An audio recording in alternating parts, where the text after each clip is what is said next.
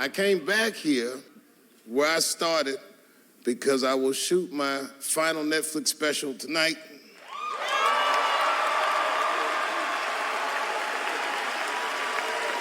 That's right. And after this shit, it's time to make America wait again. I've done too well.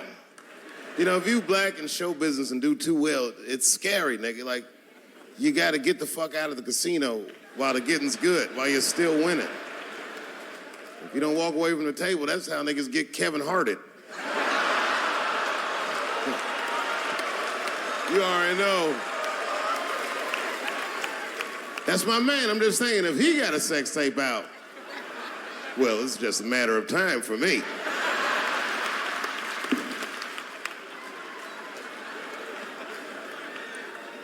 But you know why I be thinking sometimes I want to stop doing comedy? And you know, I don't want to sound like a braggart saying this, but the real reason I want to stop is because I'm too goddamn good at it. I'm dope, nigga. No, I'm not even exaggerating. It's not exciting.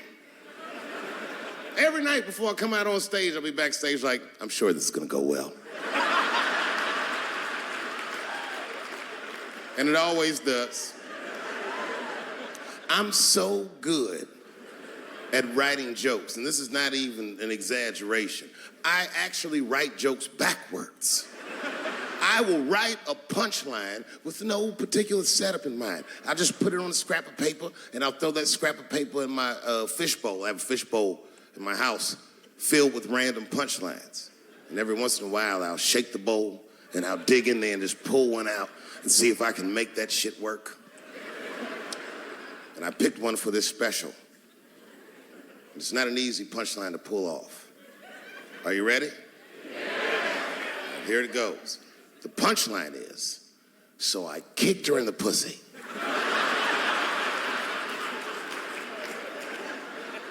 I haven't finished the joke yet.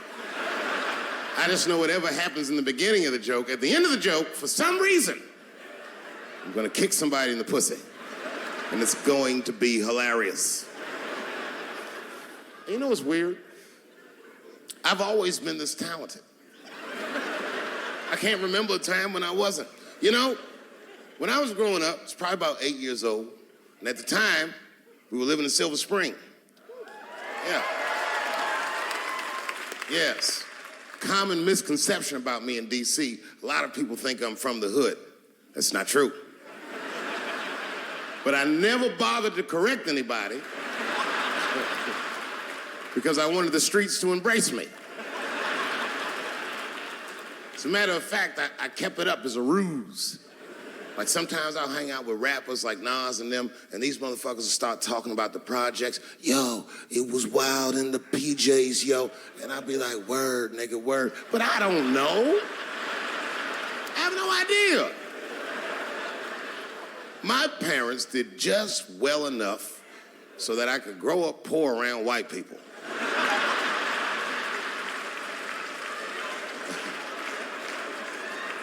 And to be honest, when Nas and them talk about the projects, nigga, I used to get jealous because it sounded fun. Everybody in the projects was poor, and that's fair. But if you were poor in Silver Spring, nigga, it felt like it was only happening to you. Nas does not know the pain of that first sleepover at a white friend's house. And you come back home on Sunday and just look at your parents like, y'all need to step your game up. Everything in Timmy's house works. Remember the first time you saw that? In a cold winter, and you'd be at a white friend's house and see the motherfuckers in their living room without their coats on?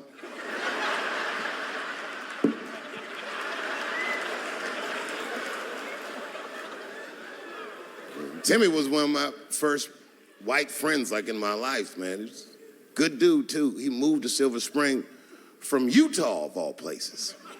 I guess his family was affiliated with that Mormon church they got down there, and Me and him used to hang out, and one day I was at his house, we were just hanging out, and Timmy says, Dave, why don't you stay for dinner tonight? I said, oh man, I'd love to, but I can't. If I'm not home before dark, my mother will kill me. That was a lie. My mother had several jobs. I hadn't seen her in like 3 or 4 days. And the only reason I lied to Timmy was because at that point in my life, it was my experience that white dinner wasn't delicious.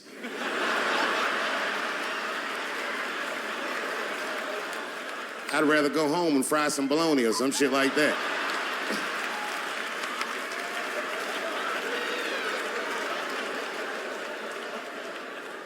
But then old Timmy threw me a curveball I wasn't expecting. He said, oh, it's too bad you can't stay, Dave, because Mom made stovetop stuffing.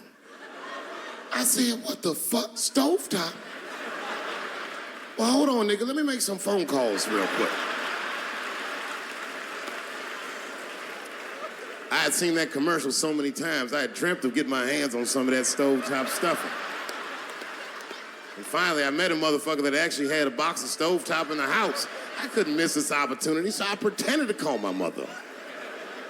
And then I came back and I said, Timmy, you're not gonna believe this, great news. Mom said I can stay. And he said, fantastic. He said, why don't you come with me and we'll help set the table and then we can say the blessing. I had no interest in setting this motherfucker's table or saying these crazy ass Mormon prayers. I just wanted that goddamn stuffing. So I told Timmy, I said, you know what, I'd love to help, but let me go wash my hands first. My plan was simple.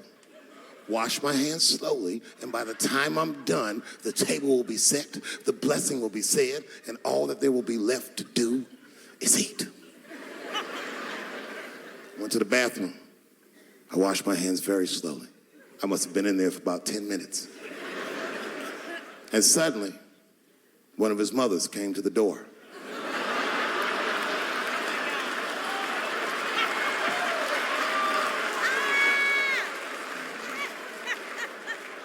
She was like, hi, David, right? I said, yes, ma'am. She said, Timmy tells me that you're planning on staying for dinner. I said, I hope that's not a problem, ma'am.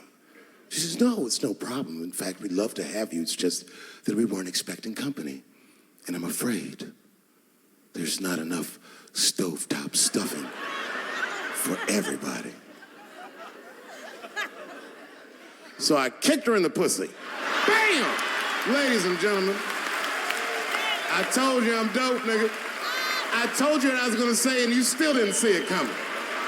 And that's why I make the big bucks.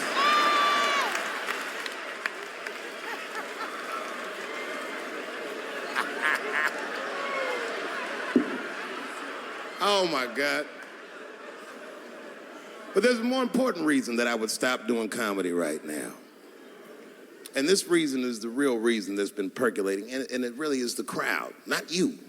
I'm talking about the crowd on the big stage. It's too hard to entertain a country whose ears are so brittle. Motherfuckers are so sensitive, the whole country is turned into bitch-ass niggas.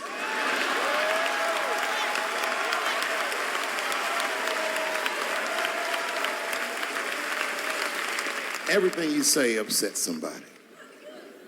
You know, I can remember when it all started. It was when I was doing Chappelle show. When I was doing Chappelle show,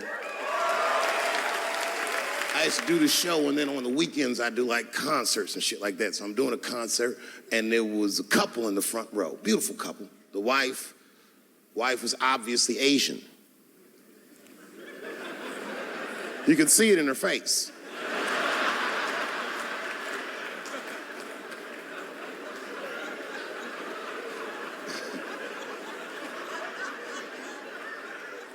The husband, this motherfucker was mysterious, to say the least. Couldn't quite pinpoint where he was from. Caramel-colored fella, very nice hair, but he could have been from anywhere. Bangladesh, Mexico. I can't guess with a nigga like this. All I knew for sure about this guy is that his wife was a bitch. I could see that in her face, too. No, he was laughing and having a good time, and she was scowling at me at a goddamn comedy show. I couldn't figure it out.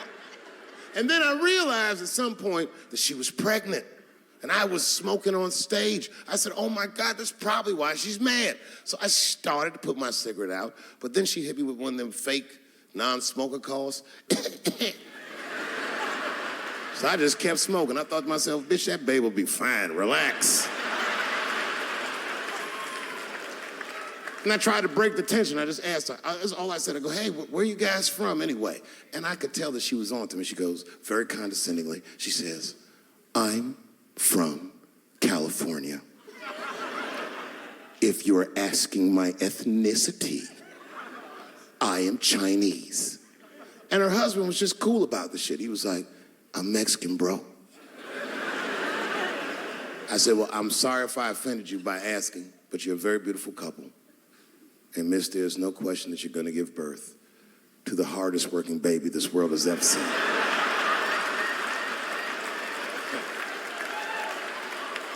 That's not a bad joke.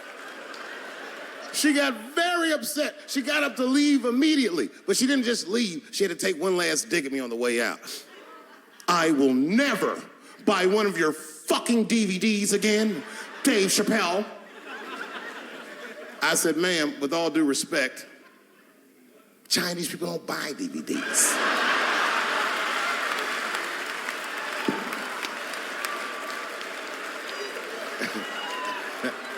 And the crowd went crazy. We were all laughing, having a good time. I didn't even think anything of it. And then just 3 days later, this lady sends a fucking letter to my promoter telling him not to book me for shows anymore because I was, quote, racist, and I'm quoting her, insensitive to the nature of my interracial marriage. I was like, word, bitch, I was.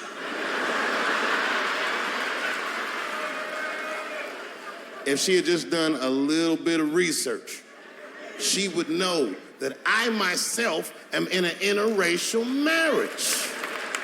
That's right. In fact, my wife is Asian too.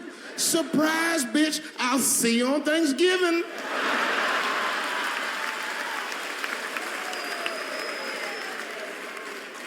But my wife's not Chinese. She's Filipino. That's right. And our kids are Puerto Rican somehow, so there you go. But I don't give a fuck about interracial marriage. In fact, you know what? My mother is half white. A lot of people don't know that. Well, all right, you were a little too excited, but okay.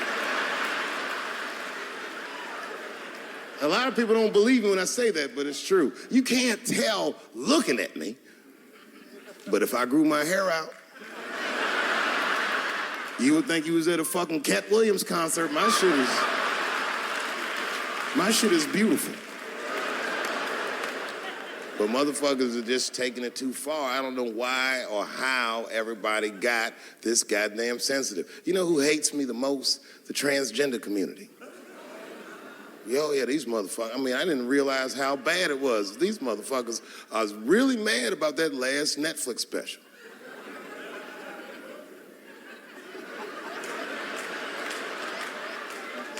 It's tough, man. I don't know what to do about it because I like them. I always have. Never had a problem with them. You know, just fucking around.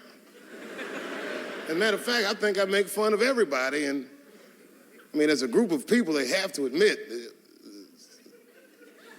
it's kind of fucking hilarious, man. I'm sorry, bro. It's like, I've never seen somebody in such a hilarious predicament not have a sense of humor about it.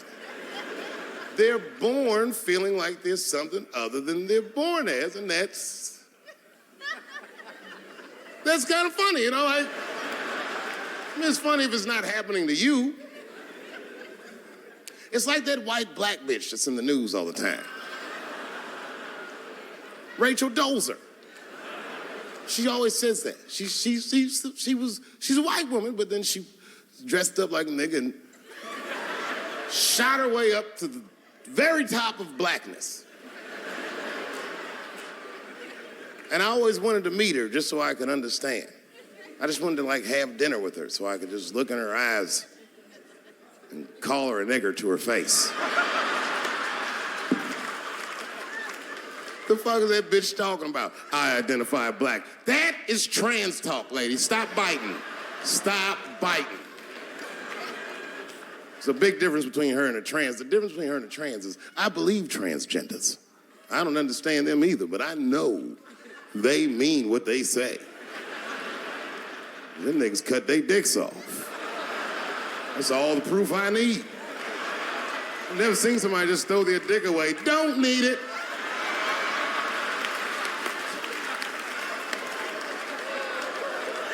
I don't understand, but I believe you and I support your decision, motherfucker. But how far is Rachel willing to go? What is Rachel willing to do so that we blacks can believe that she believes she's actually one of us? Bitch, are you willing to put a lien on your house so that you can invest in a mixtape that probably won't work out?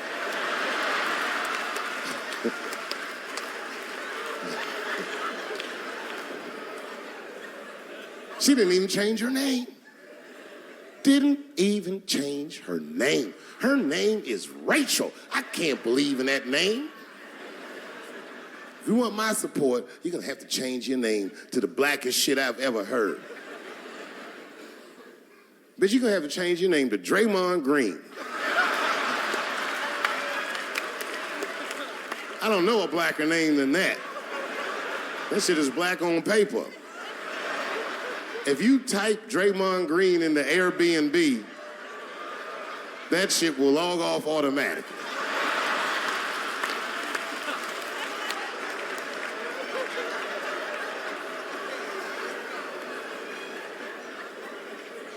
You know, people get mad, bro. People get mad about everything I say. I was doing a show. I was in Portland, Oregon, and I was checked in a hotel under the name Charles Edward Cheese.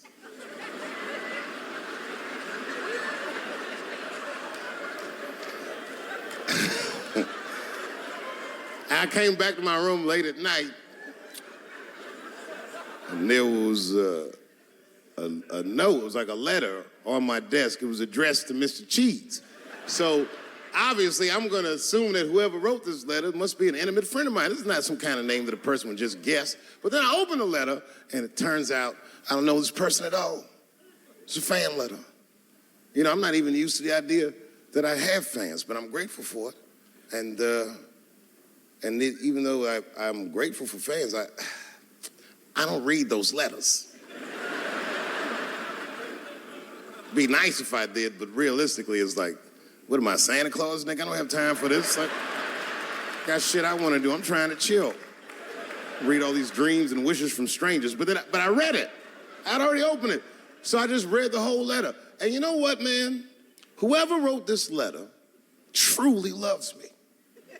I mean, they were really fucking nice in the letter. And then they described to me what it was like to come to the show, how excited they were, how much fun they were having. And then they said that when I got to my jokes about transgenders, that they were, quote, devastated. Because it turns out that whoever wrote the letter was transgender. Now, I'm going to be real for a second.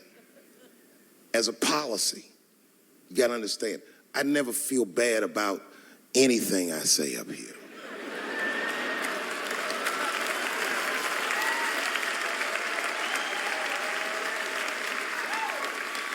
And I would never admit this to you if I hadn't locked your phones up. But it was the weirdest thing. Like, when I read this letter, the shit made me feel bad. I didn't feel bad about what I said, you understand? I felt bad that I made somebody else feel bad. To be honest, I don't even know what I said that upset that person. I have so many transgender jokes.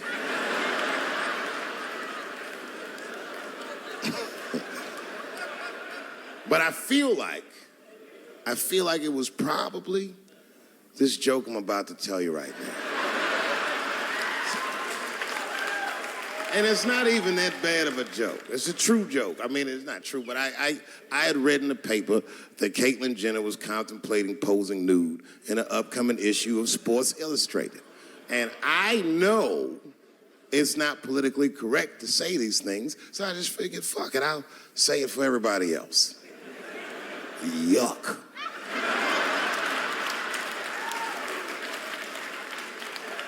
You know, sometimes I just want to read some stats. I don't know why you're gonna cram some man pussy in the middle of the sports page like this. I just didn't think that was the place for it. But I wasn't saying anything like Caitlyn Jenner's a bad person. I'm not mad at her for doing it. Not even mad at Sports Illustrated. If I'm mad at somebody, I'm probably just mad at myself. You understand? Because deep down, I know that I am not strong enough to not look at those pictures.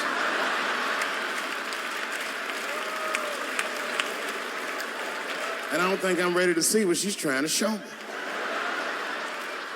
So Caitlyn, goddamn it, if you go through with this thing, bitch, you better go hard or go home. I want you to go all the way. Hustler style. Do you know what hustler style means, miss? That means spread the lips.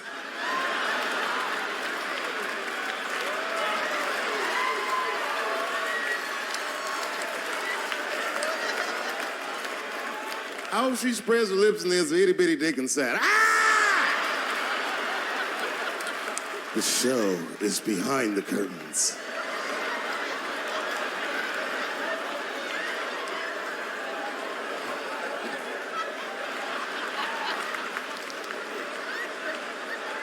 I don't know what I said that upset that person.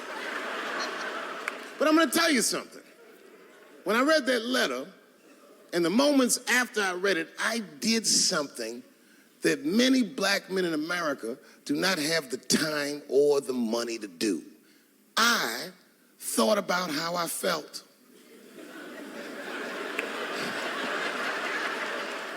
I asked myself a very basic question that I don't think I ever directly contemplated. I said, man, Dave, if you're writing all these jokes, do you have a problem with transgender people? And the answer is, absolutely not. The fuck do you guys think I am? I don't understand all the choices that people make. But I do understand that life is hard and that those types of choices do not disqualify you from a life with dignity and happiness and safety in it.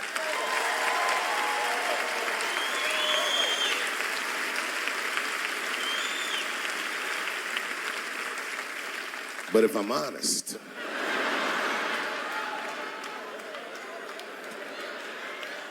my problem has never been with transgender people. My problem has always been with the dialogue about transgender people. I just feel like these things should not be discussed in front of the blacks. It's fucking insulting, all this talk about how these people feel inside. Since when has America given a fuck how any of us feel inside?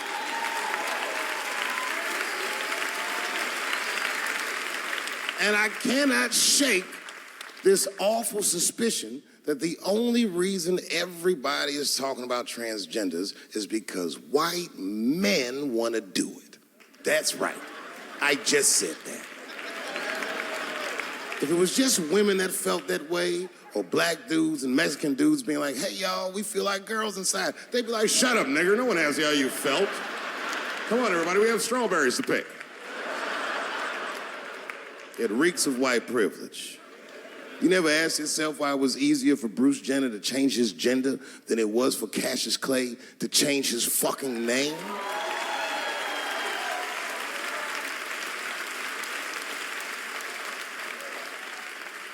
And if I were to be brutally honest,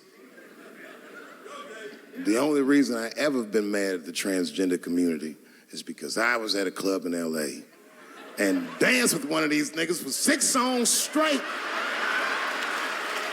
I had no idea. And then the lights came up and I saw them knuckles. I said, oh no! And everybody was laughing at me, hi, world star. I said, why didn't you say anything? Then I heard that sultry voice. I didn't say anything, Dave Chappelle, because I was having a wonderful time. And I wasn't sure how you'd feel about it. I said, you knew how I'd feel. And she said, I'm going home. I don't want any trouble from you. I said, home, it's only 2 songs left. I mean, we might as well finish the night. And we ended up having breakfast together. Oh, grow up, that doesn't make me gay. I just titty fucked her. His titties are as real as any titties in L.A. It's 2 o'clock in the morning. I was just borrowing a little friction from a stranger. Whoops.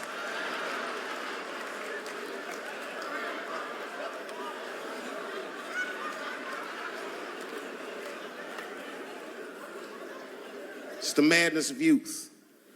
It's the types of mistakes that a man makes when he's young. I wouldn't even know that it's necessarily a mistake. It was a wild night out. But I don't do it like that anymore. I'm old. I'm 44 now. Thank you.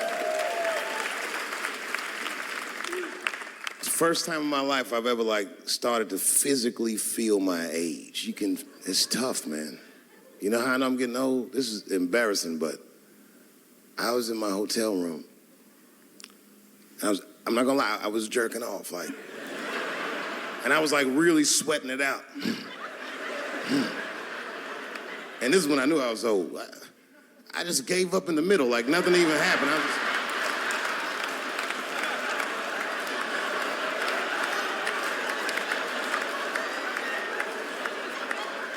I don't like looking at my dick anymore. My dick looks distinguished. It's old, an old-looking dick. It's got salt and pepper hair all around it. My dick looks like Morgan Freeman in the 90s. Without the dots.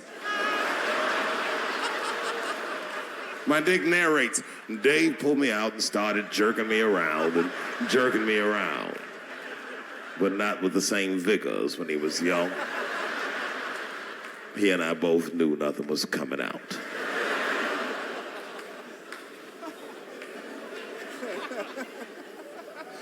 I see my age in my children.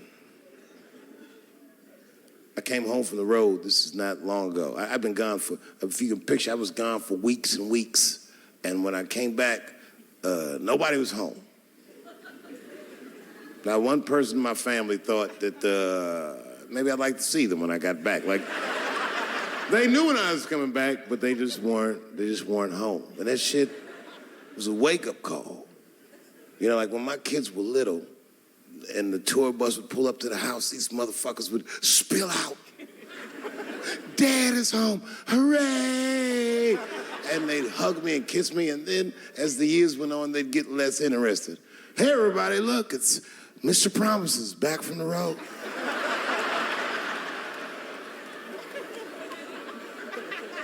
But empty house, that's some cold shit.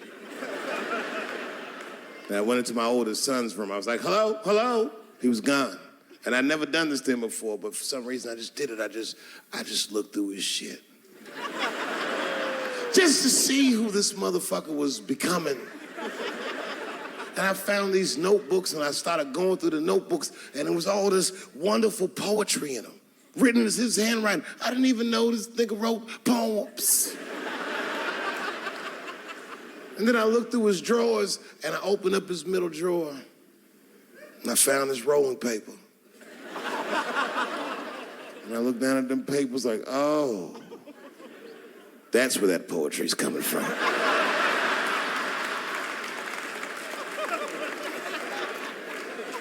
And that shit broke my heart.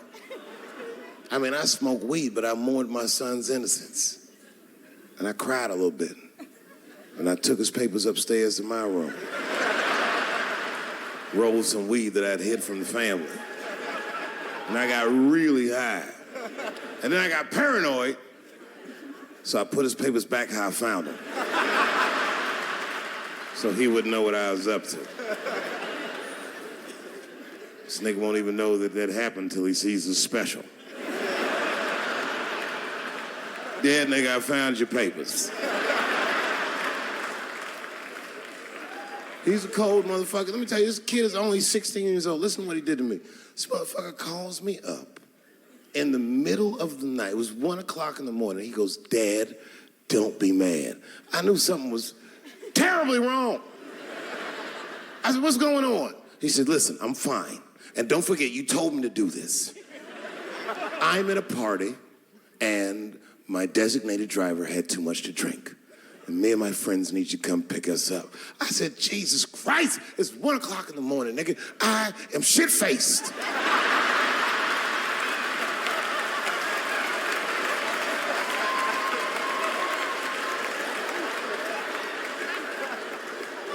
But I figured, fuck it, it's better me than some kid.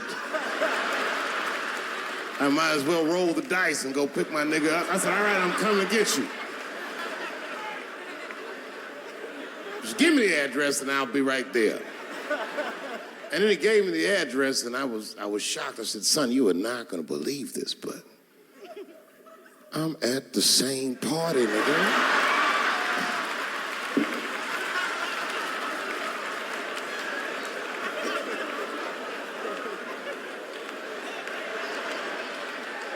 They grow up fast, don't they? Can I ask you a weird question? I don't want to make you feel uncomfortable. You don't have to answer it, and if it doesn't go well, we'll just edit it out anyway. Is it weird to be the only white people in a row?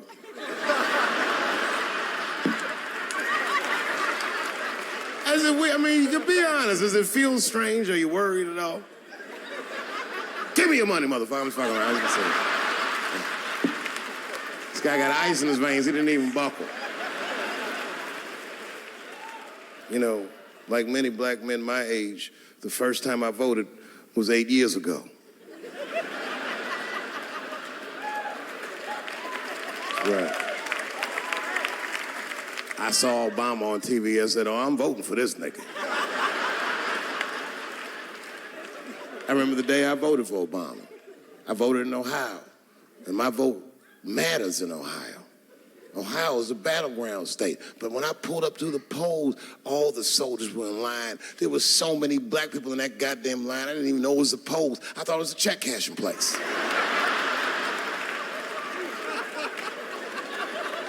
We were hugging each other, and old people were singing hymns and spirituals and shit. It was like the OJ verdict times 10 or some shit. I've never seen black people that happy. 8 years later, I'm pulling up to the polls again. This time, I'm driving a brand new Porsche because the Obama years were very good to me.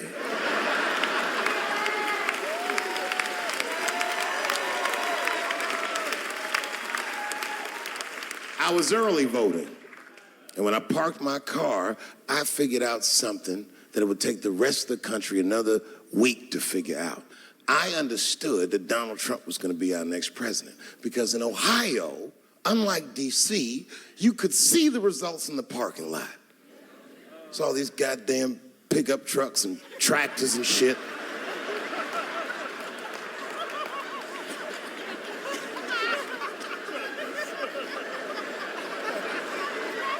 And then I walked up and I saw a long, long line of dusty white people.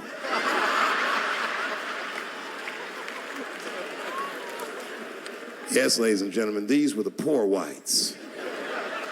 And I must tell you, I've never had a problem with white people ever in my life. But full disclosure, the poor whites are my least favorites.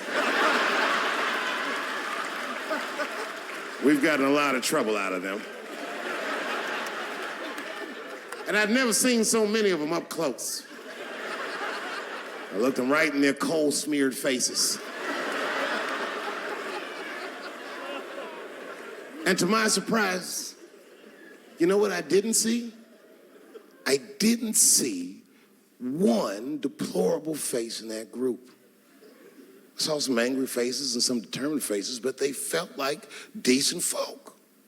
No, they did. In fact, I'm not even lying, and I didn't sound fucked up, but I felt sorry for them. I know the game now. I know that rich white people call poor white people trash. And the only reason I know that is because I made so much money last year, the rich whites told me they say it at a cocktail party.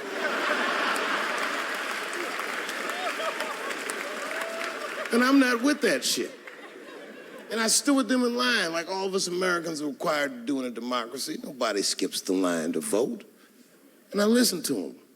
I listened to them say naive, poor white people things. Man, Donald Trump's gonna go to Washington and he's gonna fight for us. I'm standing there thinking to my mind, you dumb motherfucker.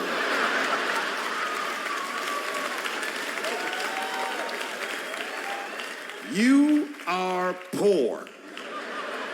He's fighting for me.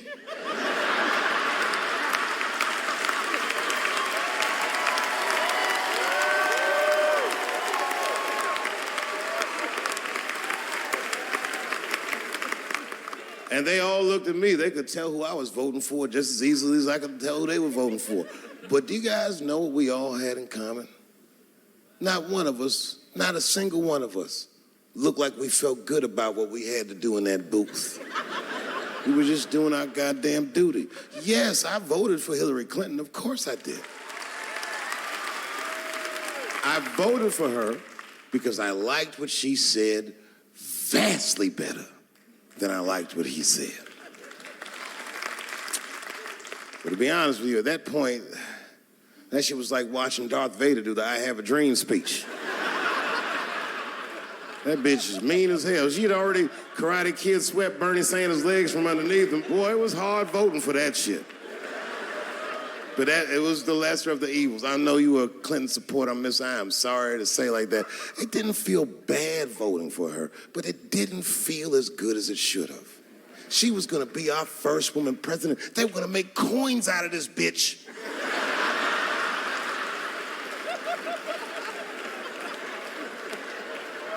And somehow she just missed the dunk. Of course she should have beat him. Of course she should have beat him. You know what voting for her felt like? It was bittersweet. It felt like I was lucky enough to eat Halle Berry's pussy. And whilst I was doing so, she fucking farted in my face, man.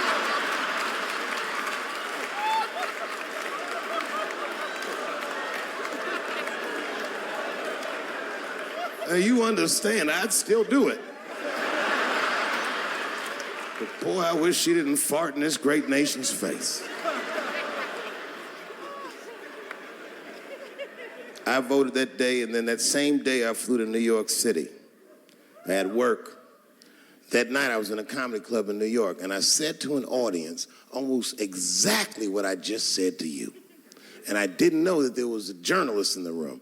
And this journalist wrote an article. The headline of the article said, Dave Chappelle is an avid Donald Trump supporter.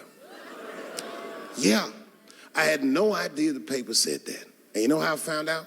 My wife called me from Ohio the next morning in a goddamn panic.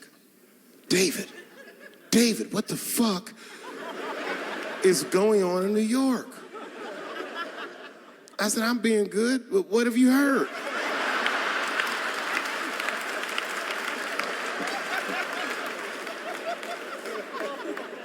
And my wife said, the paper is saying that you're a Donald Trump supporter. I was like, whew.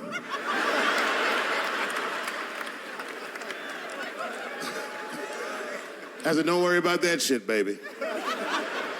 Nobody in their right mind would believe that. And she said, no, David, people believe it. And then she started reading the comments to me. Oh, they were terrible. All these black people calling me all kinds of Uncle Toms and shit. I should tell you, buddy, this is a very serious allegation from one black to another. I was incensed. Uncle Tom? How am I Uncle Tom, nigga? You the one that reads The Observer? Anyway, all this shit goes down. And Saturday night rolls around, and now Trump is the president, and I'm hosting Saturday Night Live.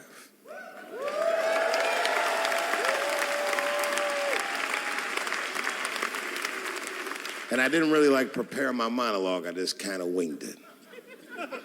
And at the end of the monologue, I don't even remember what I said. I said something like, fuck it, we're historically disenfranchised, and we're gonna give him something about we're gonna give him a chance if he gives us a chance. I don't know what I said, but whatever I said, I really wish I didn't say that shit. It was not worth the trouble. Now I walk into the barber shop and all them black people just be looking at me like, yo, Dave, what's up with your boy? Yo, nigga, yo! Not my boy. Because I don't care if you're a Republican or Democrat, if you support him or not, any objective person is going to have to admit that this motherfucker is having a terrible go of it. It really is. We've had presidents before that have done bad jobs, but this shit is worse than a bad job. It's scary to watch. Holy shit, it's like seeing a crack pipe in your Uber driver's passenger seat.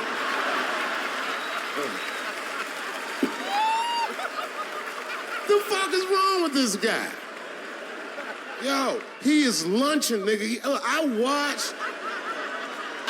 watched Donald Trump in a press conference, and this motherfucker had all the media gathered, and this nigga literally asked the media to their face to stop finding shit out. I was like, yo, this motherfucker is bugging. And then, I'm not even making this up, his lips started sweating. His lips. Have you ever seen a motherfucker's lip sweat? What the fuck is wrong with this nigga's lips? It's like if you're on a plane, right? You ever been on a plane? I get scared to fly. I do it all the time. I be scared on there. And sometimes the plane will hit turbulence. And then I get nervous. But I always look at the flight attendant, and she looks calm, and it makes me feel calm. But if that bitch's lips were sweating, it's terrifying. Like, yo, nigga, why are your lips sweating? What do you know?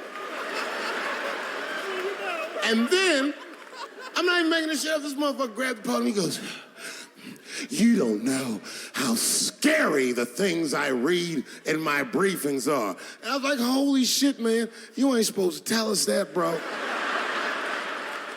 That's bad leadership. Even as a parent, you think I'm gonna sit my kids down? Hey, little man, come here real quick. I just wanna holler at you for a second. Yo, I'm 3 months behind on the rent, nigga, and I am worried. Very worried. Go to school and have a productive day, nigga. I was just thinking out loud, getting some shit off my chest. I was like, what the fuck are you doing, bro? This is bad, man. Jesus Christ. All this motherfucker's ideas sound like high people ideas. Like he doesn't think these things through before he tells us. He just tells us what he's thinking as soon as it occurs to him. This shit sounds nuts. I'm gonna go to China and I'm gonna get those jobs from China and bring them back here to America. For what, nigga? So iPhones can be $9,000? Leave that job in China where it belongs. None of us want to work that hard. What the fuck is he thinking? I want to wear Nikes. I don't want to make them shits. What the fuck are you doing? Stop trying to give us Chinese jobs. I am going to bring back coal. Coal? I'm not even exaggerating. I have never in my life even seen a fucking lump of coal. I honestly don't even know what coal is for. If you're gonna have motherfuckers digging around in the dirt looking for shit, find me some truffles, nigga. That's what I'm about. And these truffle prices are getting out of control. If it gets any worse, I'm gonna be back down to regular butter like everybody else. Terrible, terrible job. This motherfucker hit North Korea with rap battle threats. Fire and fury, like, yo, what are you doing?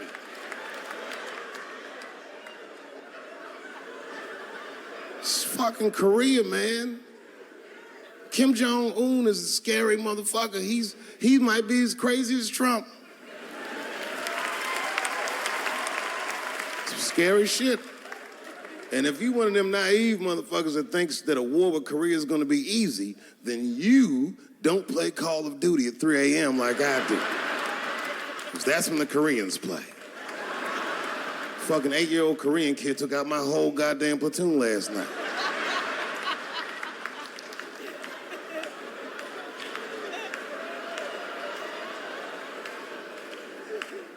I've never seen somebody in the office so high with the most just basic fucking solutions. Like, you know, we should not let any more Muslims in the country till we can figure out what's going on. Did he just say, figure out what's going on?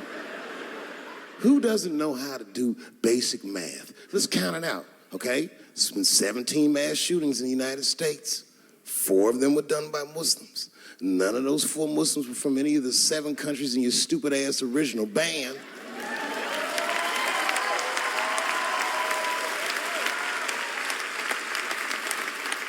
And since he brought it up, the other 13 shootings were done by the Tiki Torch whites. These are facts. And you don't see me trying to ban white people from the show to keep the rest of the audience safe. It's a fucking terrible idea because it's mean and it's racist. And most importantly, it would be catastrophic to my bottom line. If there were no white people here tonight, I might leave this bitch with $1,800. This man needs to realize that we all need each other. And that's why we will never, ever be able to beat China. Because everybody in America is racist, and everybody in China is Chinese. This motherfucker called it all wrong. And don't believe the media either, because as all this shit is happening, the media is trying to make us believe that the extremities amongst us are the norms. We can disagree, that's fine. And most of us are keeping a cool head about this shit. You know what I mean? Americans generally respect one another's beliefs, even if they don't share those beliefs. I know I do. I respect everybody's beliefs except Amish people. Because they are the only ones that I can say clearly their God is wrong. The speed limit is 75 miles an hour in Ohio, and 1 lane of traffic is blocked by a goddamn horse and buggy. Nigga, your God is ridiculous. All the Amish people around my way know me too. Not from television, obviously. They know me from the streets. Because when I see them horse and buggies, I'll pull the Porsche over and talk to them. Ezekiel, are you sure that God doesn't want you to have any of this technology or this energy? Huh? Huh? I can't hear you, nigga. Let me turn this air conditioner off. What did you say? And them niggas be like, get away from me, ye. Ye tried to tempt me like the devil. Devil? Nah, bro, I'm trying to put you on to the game, Zeke.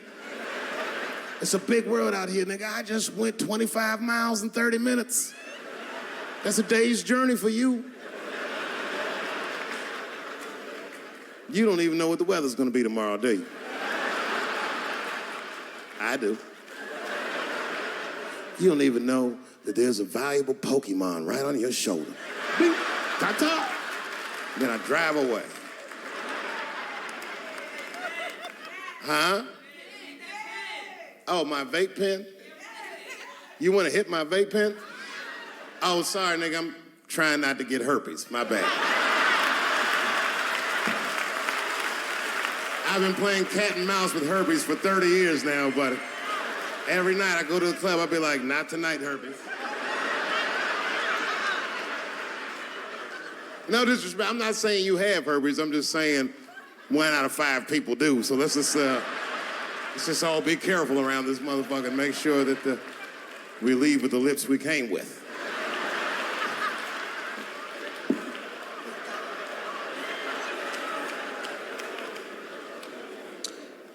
Sometimes I think that the media is hard on Trump, because I'll see shit that they get on him about that doesn't seem bad to me. Like a nigga got on Trump about not staying in the White House enough. Who gives a fuck? This motherfucker was rich. Used to shit in a gold toilet.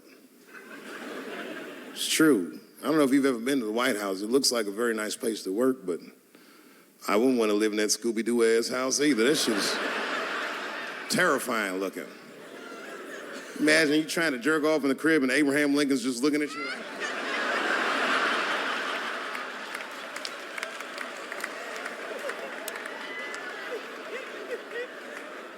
Shit, Bush didn't stay there either. He was rich too. He was like, fuck that, I'm going to my ranch in Texas. Obama was the first motherfucker to move into the White House like, this is a nice place. Look at this rug.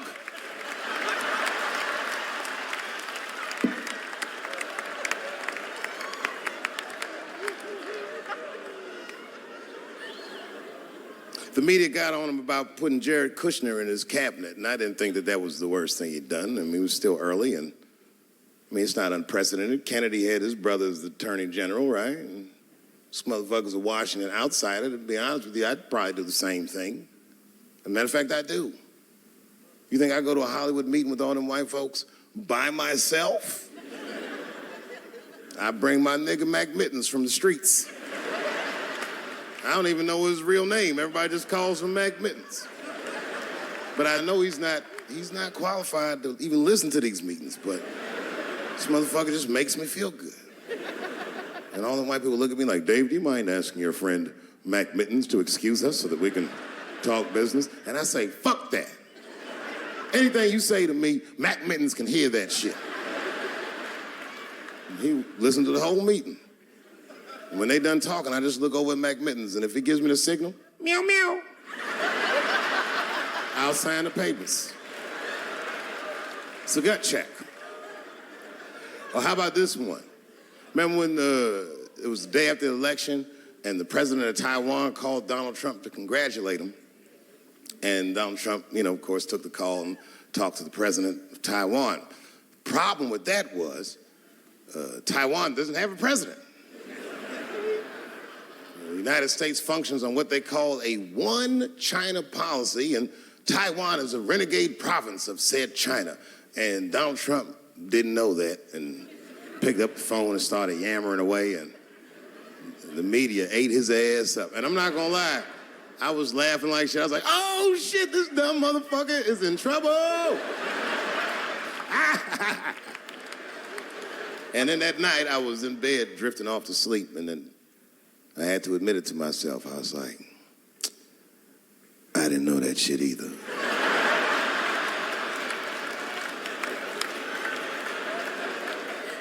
And then I realized the media got the story wrong. The story wasn't that Donald Trump took the call. The biggest story is that nobody told Donald Trump not to take the call. That's terrifying. God damn, nigga, you don't have a Mac Mittens on your team? It wasn't like they were calling the White House. They were calling the switchboard at Trump Towers, and they were getting through. Anybody. Mr. President, there's a Ricky Ticky Tabby on the phone for you? Yes, put him through. Hello, Ricky Ticky. Good to talk to you. Mr. President, there's a John Jacob Jingleheimer Smith on the phone. Oh, his name is my name, too. Put him through. Hello, John Jacob. Let's talk business. How many people in this room are not originally from the United States? My round of applause. Where are you from, bro? You right there. Iraq. You're from Iraq? Ew. I was fucking around. How long have you been here in the country? 23 years. 23 years? Are you a citizen yet? You are? Congratulations, nigga. Congratulations. Well, welcome to this great land. You know, I'm going to give you a history lesson because I'm sure this wasn't on your entry exam. But every naturalized American has heard something about what I'm about to tell you. A picture is the early 50s in the United States. This 14-year-old boy goes down from Chicago to Mississippi to meet his extended family for the first time. He'd never been to Mississippi. And before he went, his mother said to him, very pointedly, she said, if a white man looks you in your eyes in Mississippi, look away. And I don't know what you know about black people from Chicago, but they're not a scared people. Legend has it, he was in front of a convenience store, hanging out with his cousins, having a good time, and a white woman walked out of the store, and he thought she was pretty, and he said, bye, baby, not realizing that he had just made a fatal mistake. 4 days later, a group of adult white men burst into this family's home and snatched a 14-year-old boy out of bed in front of his family that was powerless to stop them, and he was never seen alive again. His name was Emmett Till. They found his body maybe a few days later. It was in a creek, tied to a wheel so it would sink, horribly beaten and bloated. Hideous. And lucky for everybody in America, his mother was a fucking gangster. She was.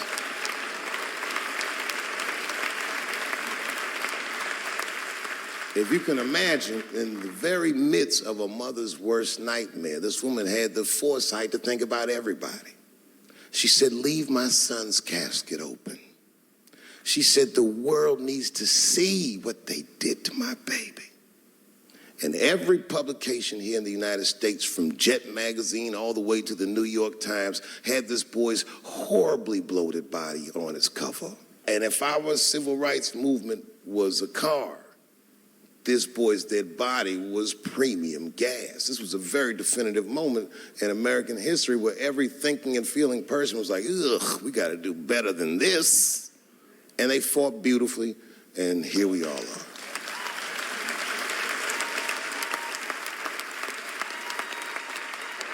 And the reason that I bring that up tonight and why it's relevant now is because less than a year ago, the woman that he allegedly whistled at admitted on her deathbed that she lied in her court testimony.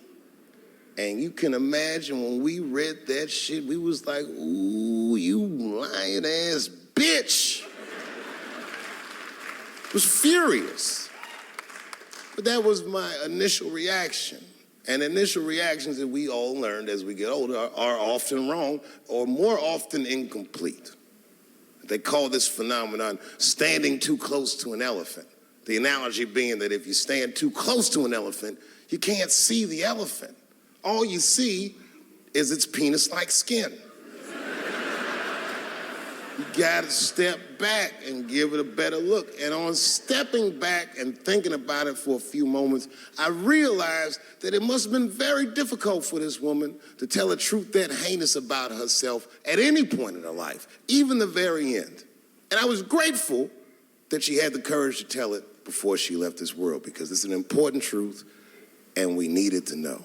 And I said to myself, well, thank you for telling the truth, you lying ass bitch.